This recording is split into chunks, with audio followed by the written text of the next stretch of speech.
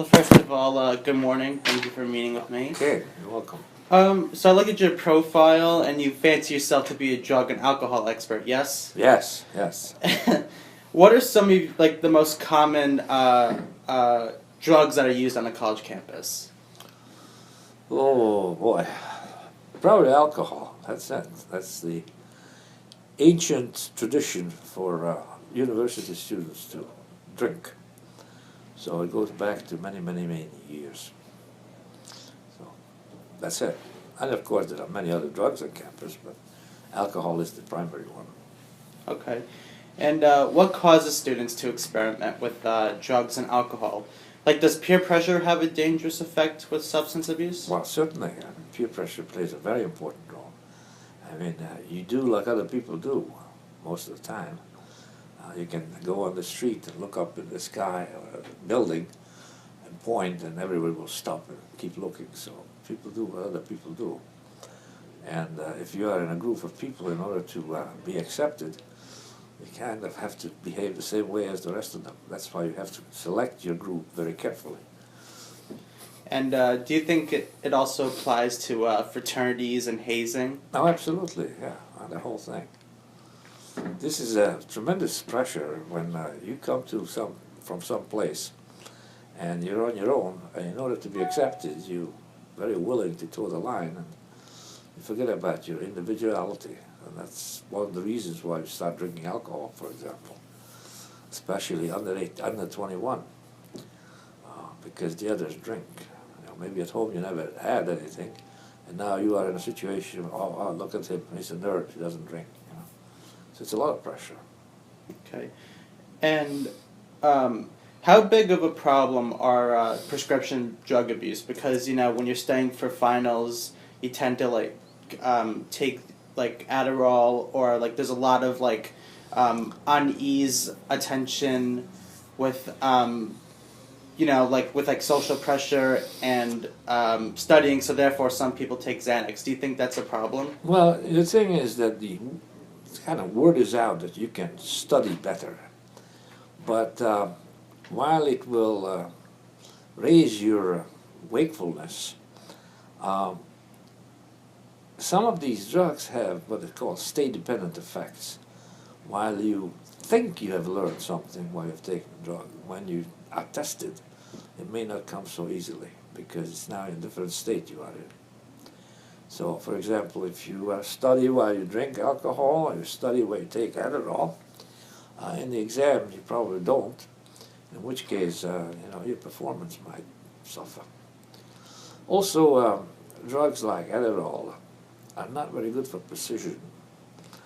They're good for energy, but precision is a different story.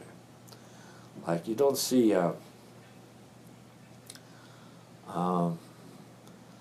fencers or golfers take Adderall because that affects precision, whereas runners and football players and that requires a lot of energy are more likely to take it to enhance their performance. Okay. And you've conducted research at numerous clinics, hospitals, and even other universities. And how do your experiences with your different research methods differ from here at Syracuse University? Well, there are two different things that you're talking about here. Research is research when you're doing actually animal experiments. And then the survey kind of research that people do here is just paper and pencil things. So I've done some of that as well. You have to rely on the honesty of the person who responds to it, and you never know. Whereas in animal research, there's no such thing as honesty. They either do it or they don't. So that's more reliable, I think, to research in a laboratory than survey research. Okay. And a lot of kids now, unfortunately, suffer from depression. And do you believe that depression plays a big part in drug and alcohol abuse? Well, it's one way to cope with it, that's for sure. People use it. But the depression is not depression. Depression is stress. And the stress is very well eliminated by alcohol. least doing things with other people, and that's kind of unfortunate. There's a lot of pressure to do well in school because of the costs and everything involved, and some people don't have the horses to do it, and obviously that puts a lot of pressure on them. Like father tells you, you gotta go pre-med. You take the first organic chemistry course in your bomb, and you realize that you are not cut out for pre-med.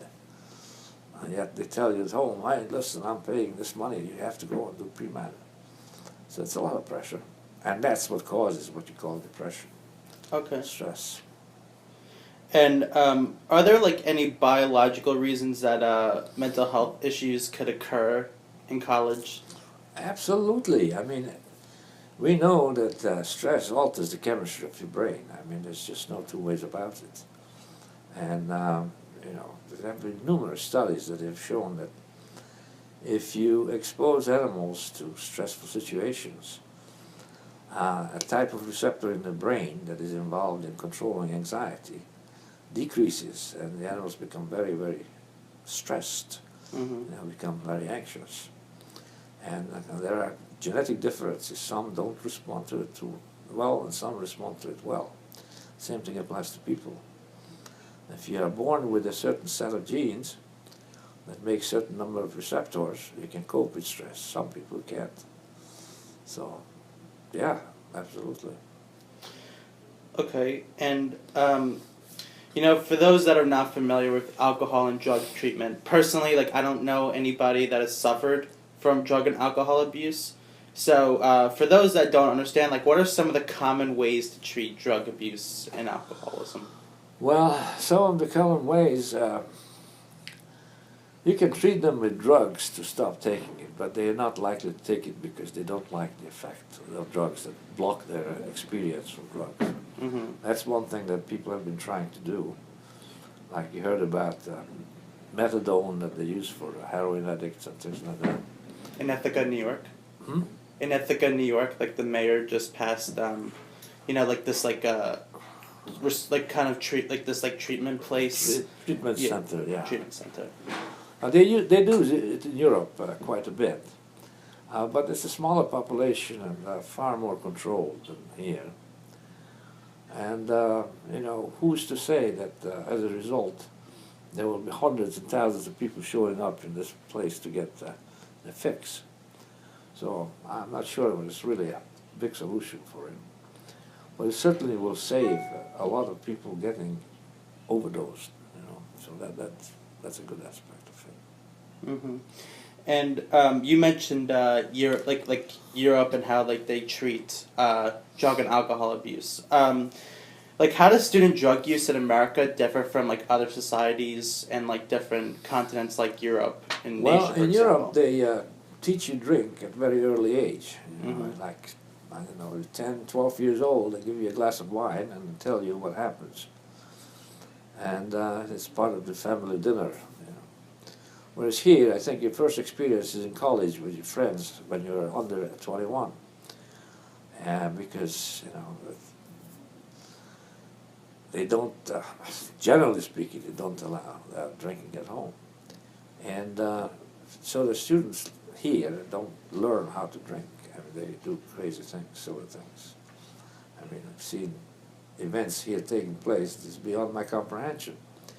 Like the bartender stands on the top of the bar, people open their mouths like birds, baby birds, and he pours hard liquor into their mouths, I mean, this is crazy. This is not a way to drink. This is not enjoyable at all. Right. So, if you train someone to drink properly, then you can manage. But, there is even there are people who just go overboard. It's something that is, their genetic makeup is such that no matter what they would do, they become hooked on, whether it's cocaine, alcohol, or whatever. It's a genetic makeup. It's unfortunate, but that's how it is. Right. So, like, in middle school and high school, or, like, junior high, like, like, you always get lectured, like, don't do drugs or alcohol because it's bad for you. So, like, my question for you is, is there an age where a particular age where like kids should begin to drink, like experiment with drinking so they can drink responsibly? I think the way to train kids is to within the family. It's taste it, you like it. This is how you drink. If you drink too much, you get sick. So you learn how to cope with this kind of drinking behavior. Whereas if you start out with a college group, you don't know what on earth you're doing. So, especially if you have no experience with it. Okay. Okay. I have some more questions. Yes, just one more. Okay. So, do you believe that how should I say this? So some of the students that have addiction issues here, they're afraid of going. Some of them are afraid to go to like the psychology center or like treatment centers because out of fear that they'll get judged. Do you believe that the resources for addiction here at SCU are effective? Well, I know we have a program here that would help kids, but I don't know how many students seek help. I'm not familiar with it. I know there's a woman named Cinco or something like that, her name is, that has this program to, student alcohol use and stuff like that, drug and alcohol use. But, see, to me, this is really not the way it should be done. It should be done by educating people. How much you can drink and you're still normal. What happens to you if you drink that much? What are the conditions under which you can tolerate some alcohol? All of these should be taught.